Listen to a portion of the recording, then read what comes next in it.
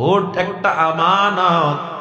আপনার ভোট পায়া যদি বাটপারি করে, আপনার ভোট পায়া যদি সে মদের আইন পাস করায়, তার যদি অবদান থাকে, আপনার ভোট পায়া সে যদি 2 নম্বরই করে, আপনার ভোট পায়া যদি জমি দখল করে, কুল্লু উনাসিম বিইমামিহিম ইয়াওমা নাদউ কুল্লু উনাসিম বিইমামিহিম, আল্লাহ বলে কিয়ামতের দিন আমি প্রত্যেক মানুষকে তার নেতার সাথে ডাকবো।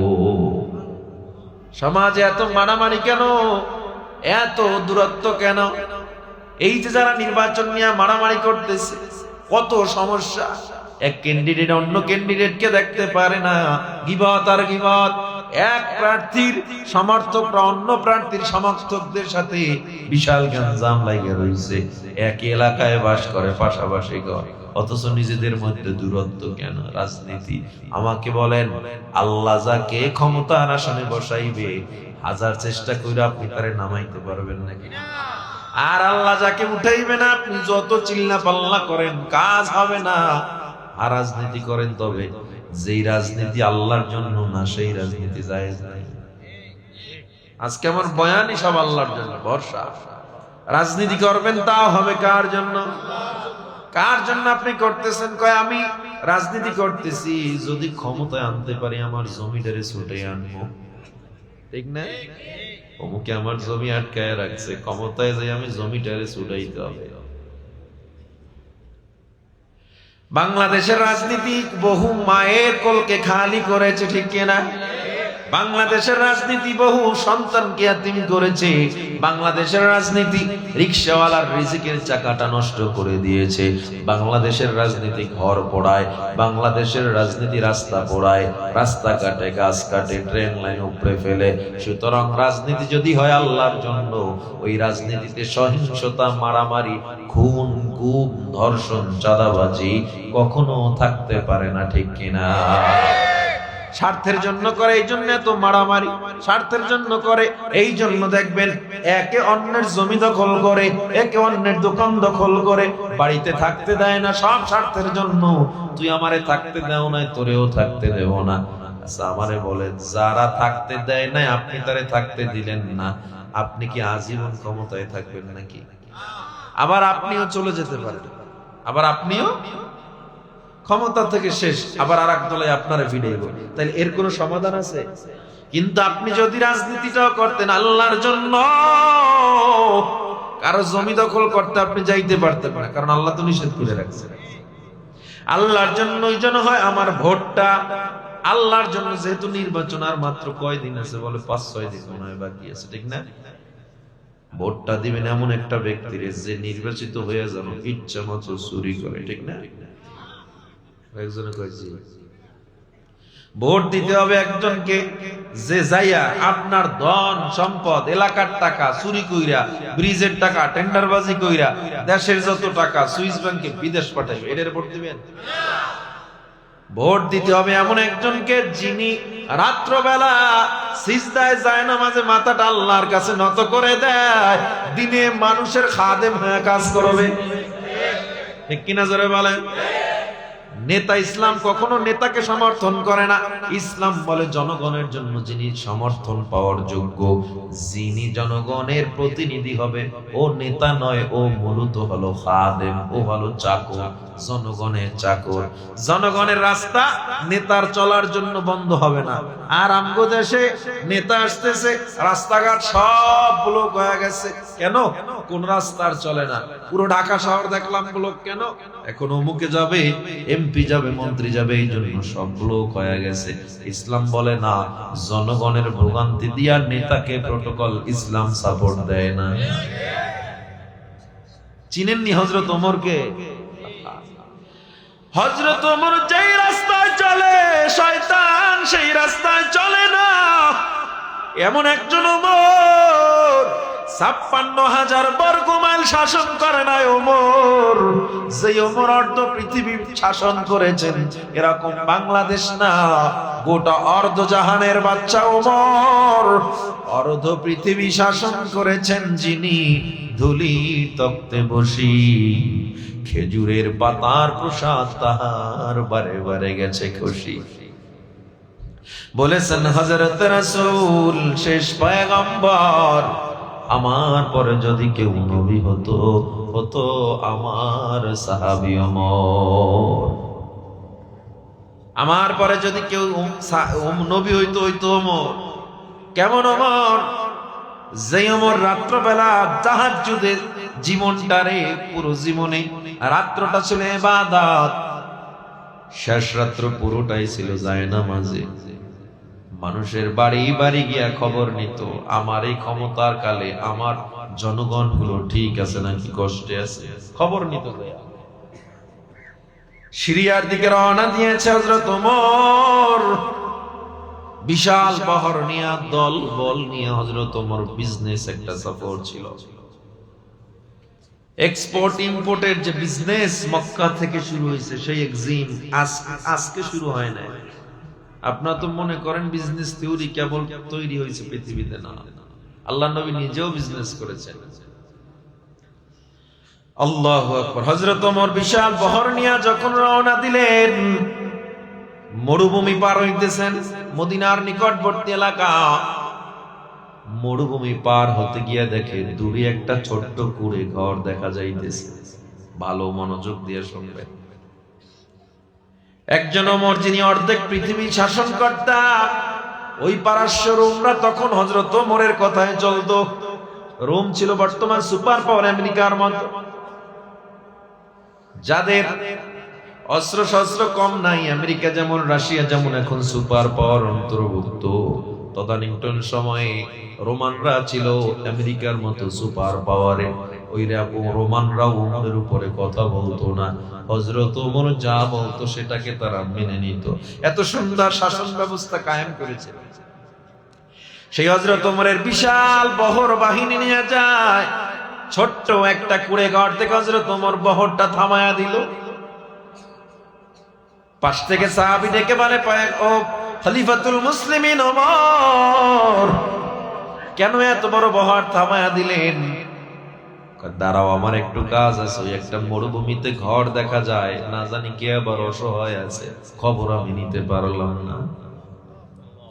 হযরত ওমর নিজে পায়ে হেঁটে ঘরের কিনারায় গিয়া ডাক দিছে, ঘরে কে কেউ আছেন? দরজাটা খুলবেন।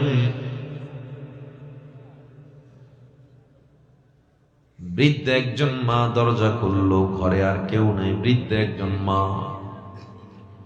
হযরত ওমর এবার ডেকে বলে, আসসালামু আলাইকুম ওয়া রাহমাতুল্লাহ। ও মা, কেমন আছেন? বলে, ভালো আছি। তোমাকে তো চিনলাম না, আমাকে চিনার প্রয়োজন নেই। আপনার ঘরের কি খবর? খাওয়া দাওয়া ঠিক মতো হইতেছে? বৃদ্ধা মা চোখের পানি ছেড়ে কান্না করে দিছে। 2 দিন হইল আমার ঘরে কোনো খাবার নাই, কোনো পানি নাই। তুমি আমার খবর নিছো যুবক? আমি তো অপেক্ষায় ছিলাম আমাদের শাসন কর্তা ওমর আসবে, তুমি নাই। ওমর আসলে কতই না ভালো হইতো, ওমর আমার খবর নিল না। কে সামনে দাঁড়ায় রয়েছে? হযরত ওমর যখন শুনলেন 2 দিন ধরে ঘরে খানা নাই, হযরত ওমর পুরো বাহিনী বহর রাইখা মদিনায় চলে গেছে। মদিনায় গিয়া কোষাধ্যক্ষ থেকে সেখানে নিয়োজিত কর্মচারীরা দেখে হযরত ওমর নিজে আটার বস্তা টাইনা নামাইতেছে। কর্মচারীরা ডেকে বলে, খলিফাতুল মুসলিমিন, আমরা এখানে আছি, আপনি কেন কষ্ট করতেছেন? হযরত ওমর কোনো কথা বলে না, কয় আমার কাছে কেউ আসবা না। ওমরের চোখ বেয়ে বেয়ে পানি পড়তেছে। হযরত ওমর বস্তাটা টান দিয়া আটার বস্তাটা পুরোটা নিজের কাঁধের উপরে উঠাইছে। আটায় পুরো শরীরটা সাদা হয়ে গেছে। মদিনার বাজার থেকে ওমর কাঁধে আটার বস্তা নিয়ে যায়। মদিনার মানুষ ডাক দিয়া কয়, দেখছো কেমন আমরা নেতা পাইছি? এমন নেতা যদি কিয়ামত পর্যন্ত থাকে, কোন জনগণ কোনদিন ভোগান্তিতে পড়বে না। অর্ধ পৃথিবীর শাসক ওমর যায় আটার বস্তা নিয়া। আল্লাহু আকবার বলেন, আল্লাহু আকবার।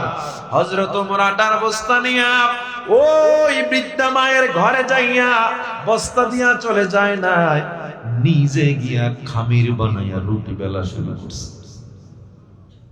হযরত ওমর নিজে রুটি বানায়া বানায়া পুরে পুরে বৃদ্ধা মাকে দিতেছে খাওয়ার জন্য। বৃদ্ধা মা খাইতেছে আর শুকর আদায় করতেছে, চোখ বেয়ে বেয়ে পানি পড়তেছে। আল্লাহ, এই যুবককে তুমি কবুল করে নাও। ওমর যদি এই যুবকের মতো হইতো কতই না ভালো হইতো। হযরত ওমর বিদায় কালে ডাক দিয়া কয়, মা, ওমর হয়তো ব্যস্ত ছিল, আপনার খবর নিতে পারে না, আপনি পারলে ওমরে মাফ করে দিয়ে। হযরত ওমর এর পরেও পরিচয় দেয় না। নিজে গিয়া বহরের সামনে যখন রওনা দিছে, বুড়িমা জানালা খুলে তাকায়া দেখে এই ব্যক্তিটা বিশাল বহরের সামনের দিকে যায়, বিশাল সিংহাসনের উপরে গিয়া বসছে। বুড়িমা তড়িঘড়ি করে বহরের পিছনে যাইয়া একজন সাহাবীকে প্রশ্ন করে, ও ভাই, এই বহরটা কার? বলে, ওমরের বহর। ওমরের বহর, তাইলে সামনে সিংহাসনে কে বসবে? বলে, ওমর। কই ওমর? এই যুবকটা কেন সিংহাসনের দিকে যাইতেছে? তখন ওই সাহাবী ডেকে বলে, মা গো, তুমি চিনো নাই, চিনো নাই, তোমার ঘরে যে আটার বস্তা নিয়ে গেছে, রুটি বানায়া খাওয়াইছে, সে আর কেউ না, অর্ধ পৃথিবীর শাসক হযরত ওমর নিজে।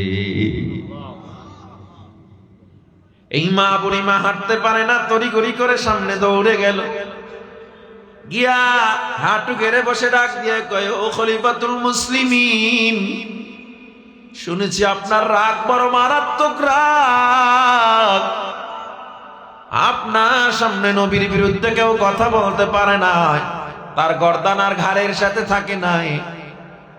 আপনি যেই রাস্তায় চলেন, শয়তান সেই রাস্তায় চলে না।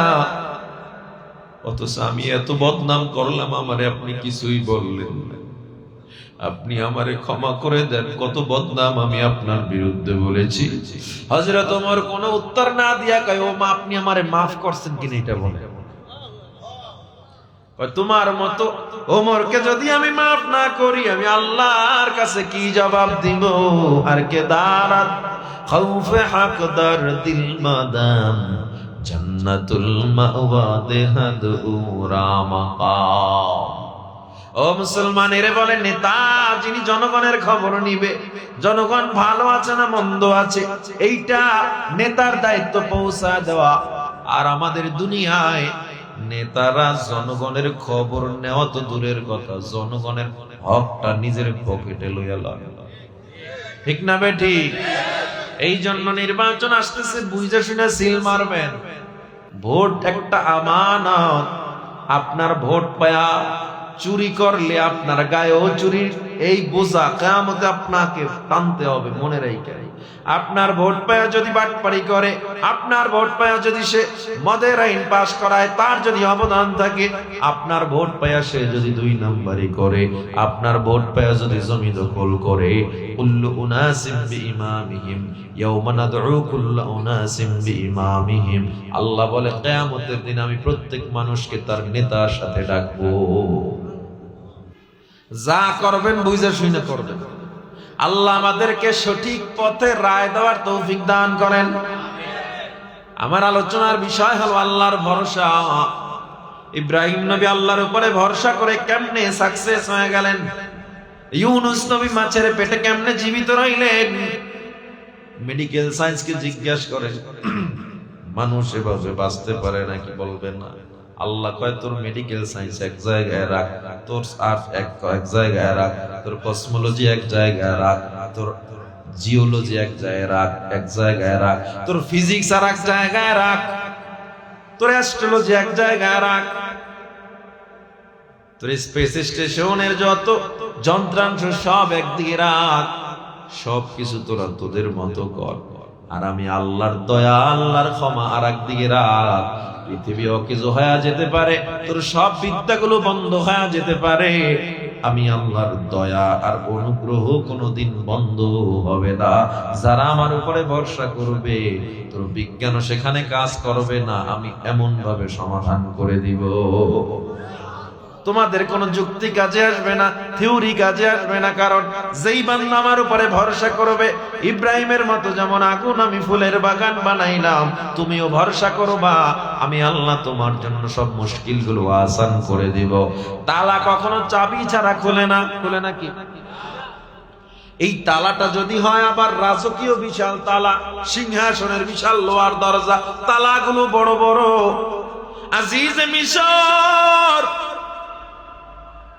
ইউসুফ আলাইহিস সালাম যখন জুলাইখার কামরায় বন্দী হয়ে যায়, ইউসুফ আলাইহিস সালাম একটা দুইটা না 7টা লোহার দরওয়াজা ভেদ করার পর জুলাইখার দরজাগুলো বিশাল তালা মেরে মেরে আটকায়া দিল। ওই অন্তরমহলের কামরায় গিয়ে জুলাইখা ডাক দিয়ে কয়, ইউসুফ, আজ এত বছর পর্যন্ত আমি অপেক্ষা করছি তোমার জন্য। ও ইউসুফ, আমার মনের বাসনা পূরণ করো। ইউসুফ আলাইহিস সালামকে আপনার মনের বাসনা আমি কেমনে পূরণ করব? আমি তোমার প্রতি আসক্ত হয়ে গেছি। ইউসুফ আলাইহিস সালাম বলেন, নাউযুবিল্লাহ, সন্তানের মতো আমায় আদর করলেন, এই কথা কি বলতেছেন? এটা আমি পারবো না। ইউসুফ আলাইহিস সালাম যখন বলে আমি পারবো না, জুলাইখা বলে কেন পারবা না? ইউসুফ আলাইহিস সালাম বলে আমার প্রভু আমারে দেখতেছে। জুলাইখা আমনের যত মূর্তি ছিল সব মূর্তিগুলো রুমের মধ্যে কাপড় দিয়া রুমাল দিয়া সবগুলো মূর্তি ঢেকে দিয়েছে। এবার জুলাইখা ডাক দিয়া কয়, ইউসুফ, যেই প্রভুর ভয় করতেছিলাম ওই প্রভু আমাদেরকে আর দেখতেছে না। ইউসুফ আলাইহিস সালাম ডেকে বলে, জুলাইখা গো,